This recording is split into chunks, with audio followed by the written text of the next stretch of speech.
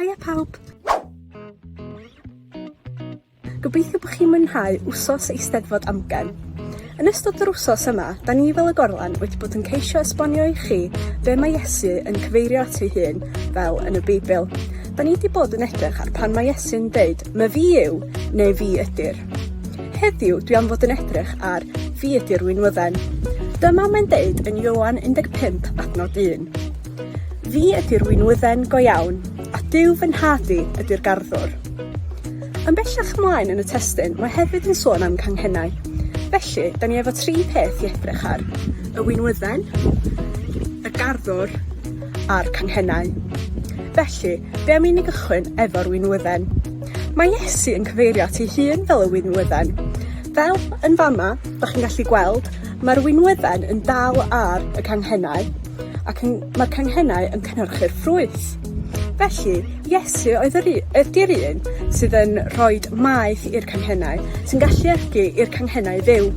Yn yr un ffordd, os da ni'n gysylltiedig efo Iesu, da ni yn gallu cael maeth a cael help i dduw. Wedyn, mae Iesu'n deud mae Duw yw'r garddwr. Felly, Duw ydy'r un sy'n gofalu amdan yr canghennau a'r Winwydden, sydd wedi creu y planhigyn i gychwyn efo. Yn yr un ffordd, mae Duw wedi creu ni ac yn gofalu amdano ni. Mae hefyd yn dangos i ni yn yr testun am yr canghennau. Ni ydy'r canghennau. Os mae cangen yn cael ei dorri ffwrdd o'r Winwydden, bydd o methu cynhyrchu'r ffrwyth yma rhagor. Felly, mwyn cynhyrchu ffrwyth a bod yn gangen meithlon, mae rhaid i ni fod yn gysylltiedig efo'r Winwydden, sef Iesu. Felly, beth sy'n bwysig i ni wneud? Roed ein bywyd i Iesu. Roed ein bywyd fel bod ni'n gallu cynhyrchu ffrwyth, cael bywyd ar ei ora, a cael bywyd tragwyddol, sef bywyd yn y nefoedd. Y ffordd da ni'n gallu cysylltu efo Iesu a byw'n gysylltiedig efo fo, ydy trwy garu o.